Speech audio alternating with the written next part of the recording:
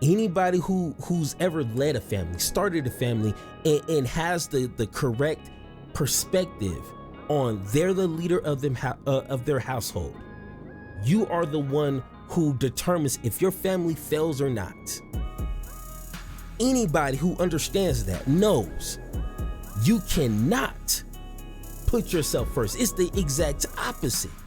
Hey, thank you for watching Power to the Pod, where we're committed to an intellectual integrity and a moral honesty. I'm your host, and once again, thank you for watching. Now, in this video, I told you guys, once I get a taste of this, subject that we're about to dive into, I may not be able to get enough, because essentially this is all a part of one of my ideal ways of becoming a better you, and dealing with the whole red pill and how relationships and how to actually build up proper working everlasting relationships. That all ties in with yourself, and I'm all about improving yourself, mind, body, and soul. You feel me? So this video, and once I start clicking on these videos on my YouTube page, now they're all over the place. And I was watching this video, and it's one of the dudes from I think Fresh and Fit. I'm not sure, but I believe it's him. And he's talking about the one thing that will have women find you attractive. You know what I'm saying? And I was like, okay, maybe he might spit some game here. You know what I'm saying? Give me a reason to be like, you know what? I understand that. I got you. I feel you on that one. And he failed. It was another like mind-boggling, head-scratching moment on like, what in the hell is he talking about? So let's go ahead and take a look, and let's have this conversation. All right, the age-old question. Why do girls like bad boys? Guys, it boils down to one thing. Okay. Bad boys always put themselves first, women second. When you're a bad boy, you always put your needs first over a woman's, and that is inherently attractive to women, because women know deep down, instinctually, they are not leaders and must be led. Bad boys inadvertently put themselves first, which inherently makes them attractive. Bam. All right, the age-old question. All right, okay. So,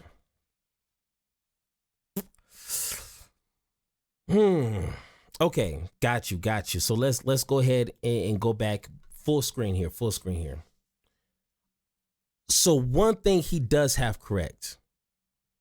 One thing that girls find attractive is bad boys, okay? I get it. When you're young, you do young things. You have a young mind. You see the world young. You have young emotions. You have young expectations. You have young experience.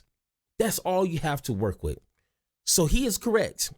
Girls like bad boys. But once you get to a certain age, once your brain fully starts functioning, and you're a fully functioning adult, and you're a man, what in the hell is a girl gonna do for you?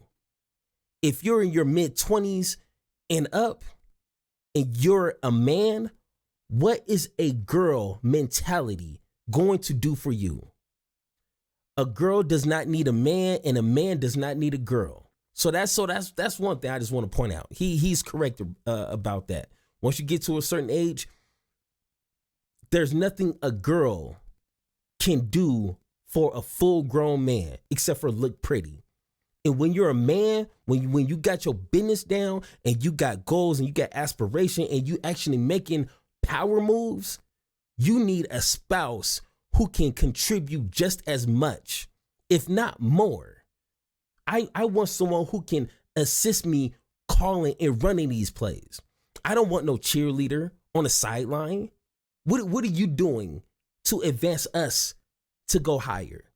You're doing nothing except for just being pretty, and you probably barely doing that. You feel me? So I don't want a girl.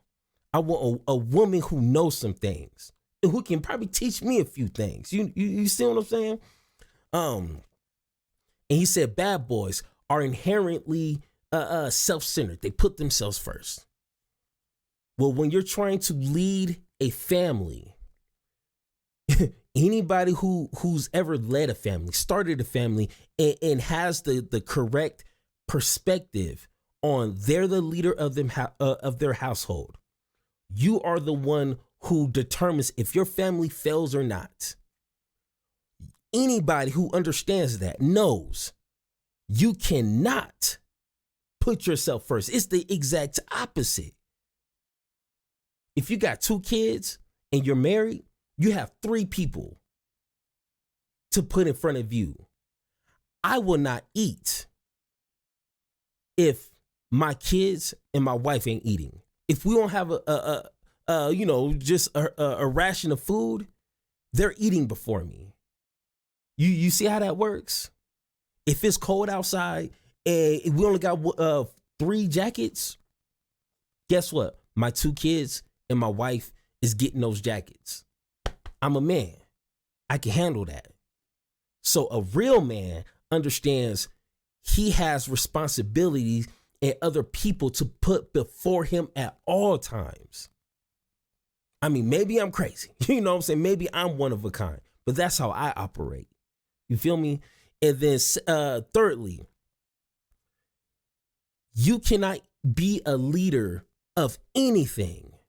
You can't be a leader of a family. You can't be a leader of a business. You can't be a leader of any sort of movement if all you want to do is think about is yourself, selfishness, greediness, self-centeredness, and everything in between.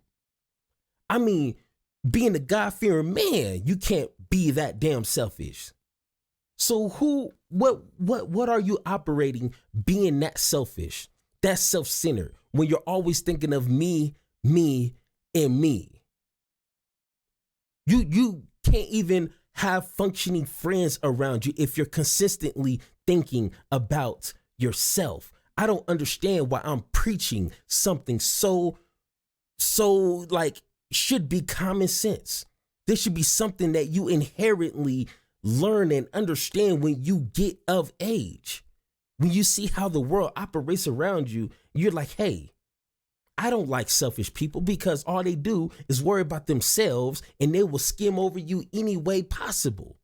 So why would anyone in their right mind, fully functioning brain, want to be like that?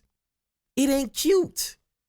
It might be cute for girls or girls who don't have no goals, no ambitions, think low of themselves, low self-esteem, who just don't see themselves for what they worth.